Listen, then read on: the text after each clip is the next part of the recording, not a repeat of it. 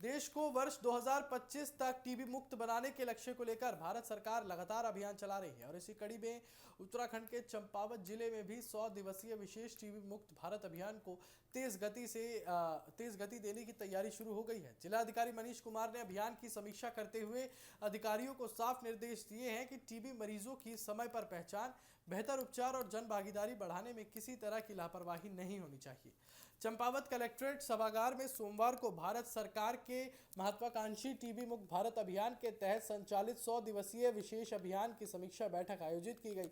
बैठक की अध्यक्षता जो जिलाधिकारी मनीष कुमार ने की और आपको बताएं कि यहाँ पर टीबी मुक्त को लेकर बहुत महत्वपूर्ण बैठक की गई और इस दौरान अभियान की प्रगति, मरीजों की पहचान, स्क्रीनिंग और उपचार व्यवस्था की विस्तार से समीक्षा की गई। बैठक में जिलाधिकारी ने टीबी मरीजों से एनरोलमेंट, एक्सरे, स्क्रीनिंग और निर्धारित लक्ष्यों की स्थिति का आकलन करते हुए स्वास्थ्य विभाग को अभियान में और तेजी लाने के निर्देश दिए।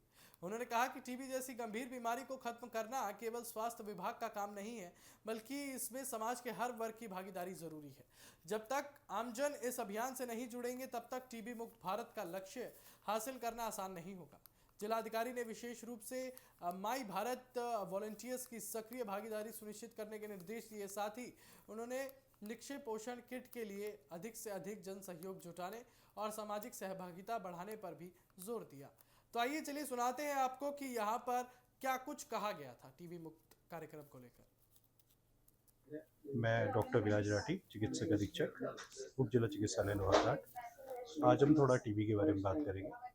टीबी की एक संक्रामक बीमारी है जो कि मेनली जो है वो फेफड़ों के ऊपर इफेक्ट डालती है, लेकिन वो शरीर में किसी भी अंग में हो सकती है। ये सरकार द्वारा निःशुल्क और जांच होती है इसकी हॉस्पिटल में, और निःशुल्क दवाई भी टीबी की सरकार द्वारा उपलब्ध कराई जाती है। ये ज़्यादातर जो टीबी का जो पेशेंट होता है उसके खांसने से और फैलती है, इसलिए हमें इसका ध्यान रखना चाहिए कि टीबी के पेशेंट के पास हमें मास्क पहन के जाना चाहिए।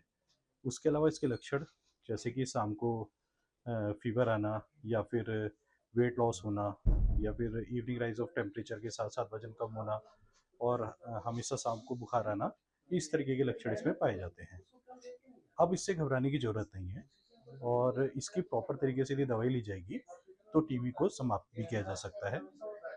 डॉक्टर की सलाह से टीबी का पूरा ट्रीटमेंट लें, क्योंकि अधिकतर लोग क्या करते हैं कि टीबी का ट्रीटमेंट स्टार्ट करते हैं जो कि 6 महीने के लिए होता है, और उनको 1 महीने में 2 महीने में वो ठीक होने लगते हैं, और ठीक होने की वजह से फिर वो उसका ट्रीटमेंट बंद कर देते हैं।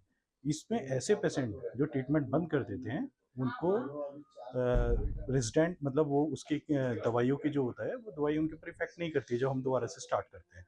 तो इस तरीके के लिए फिर हमें दोबारा स्टार्ट करनी पड़ती है, तो वो गंभीर बीमारी के रूप में कन्वर्ट हो जाती है। तो मेरा सभी से निवेदन है कि भारत को टीबी मुक्त बनाएं और इसका ट्रीटमेंट प्रॉपर लें और अपनी सुरक्षा बना के रखें। ये टीबी की बीमारी जो है बहुत ही पुरातन बीमारी है।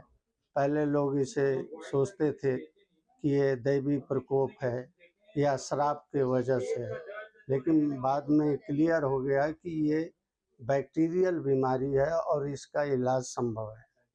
इसका इलाज 6 महीने के इलाज में पूर्णतः एकदम ठीक हो जाती है। टीबी की बीमारी फेफड़े की भी हो सकती है, फेफड़े के अतिरिक्त अन्य अंगों की भी हो सकती है। फेफड़े की अगर टीबी है तो उसमें खांसी के भी लक्षण आएंगे। अन्य अंगों के हैं तो जरूरी नहीं है कि उसमें खांसी आए, तो अन्य अंगों की भी टीबी संभव है। इसके जो कुछ लक्षण हैं मुख्य, कि इसमें जिसको ये जो रोग ग्रसित है उसको भूख कम लगेगी, शाम के समय हल्का हल्का फीवर आना, दूसरी बात है वजन का कम होना, ये सब इसके जो है कुछ मुख्य लक्षण हैं। अगर किसी को पल्मोनरी टीबी है, फेफड़े की है, तो उसको कम से कम 2 हफ्ते 3 हफ्ते से ज़्यादा लंबी जो है खांसी की समस्या होगी, उसे बलगम भी आएगा। तो ऐसी परिस्थिति में आप तुरंत हमारे जो भी टीबी सेंटर हैं या जो भी नज़दीकी हॉस्पिटल हैं अपनी बलगम दें जांच के लिए। और कुछ चीज़ें इसमें ध्यान देने की ज़रूरत होती है कि अगर आप प्रिवेंटिव मेजर की बचाव कैसे हो सकता है। कहीं भी आप चल रहे हैं, खांसी आती है तो एक रेस्पिरेटरी एटिकेट कहते हैं कि एकदम सीधा आप किसी के सामने मत खांसिए। आप खांसने से पहले अपने हाथ चेहरे पे लगाइए और मुंह मोड़ लीजिए। कहीं बहुत ज़्यादा क्राउडेड है, किसी को दिक्कत है खांसी, तो आप मास्क का यूज़ करिए। विशेषकर जिसे खांसी आ रही है वो मास्क ज़रूर यूज़ करें कि वो एक से दूसरे या परिवार के और सदस्यों तक ये न फैले।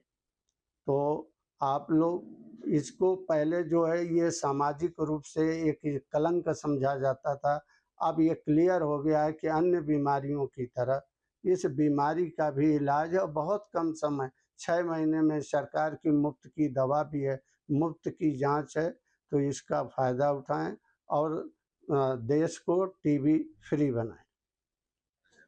आज 3 अगस्त को कलेक्ट्रेट में आदरणीय जिलाधिकारी महोदय द्वारा स्वास्थ्य विभाग की और टीबी की पूरी टीम के द्वारा ये टीबी मुक्त भारत की समीक्षा बैठक की गई है। इसमें काफ़ी पॉइंट निकल के आए हैं जो हम लोग कर रहे हैं और आगे करना है। जैसे कि सभी लोग जानते हैं कि टीबी एक संक्रमण बीमारी है, जिसको अगर शुरू में ही पता कर लिया जाए और इलाज कर दिया जाए, अगर वो 2 हफ्ते भी दवाई शुरू कर लेगा, खा लेगा, तो इन्फेक्शन से दूर हो जाएगा और लोगों से बचाएगा। तो हम लोग स्क्रीनिंग कर रहे हैं, सभी 14 साल से ऊपर के जितने बड़े पॉपुलेशन है, हम उसकी स्क्रीनिंग कर रहे हैं। स्क्रीनिंग करने के बाद जो पॉजिटिव केस आ जा रहे हैं उनको ट्रीटमेंट स्टार्ट कर दे रहे हैं। साथ ही साथ उनके परिवार के लोग, आसपास के उनके रिलेटिव लोग, इनकी भी हम लोग जाँच कर रहे हैं। हमारी प्रगति काफ़ी अच्छी है, अभी हमको और आगे काम करना है। तो मेरा सभी को संदेश ये है कि इस बीमारी को छुपाएं नहीं। इस बीमारी का 100% ट्रीटमेंट है। इसमें लंग्स, फेफड़ों की बीमारी भी है, इसके फेफड़ों के अलावा हड्डी वगैरह इन सब की बीमारी है। यानी नाखून और बाल छोड़ दिया जाए तो टीबी के किसी भी अंग में टीबी हो सकती है। तो मेरा निवेदन है, अगर घर में कोई इस तरह बीमार है तो उसकी जाँच ज़रूर कराएँ। हमारी टीम गाँव-गाँव जा रही है, शिविर लगा रहे हैं और इसमें हम लोग जाँच कर रहे हैं। धन्यवाद।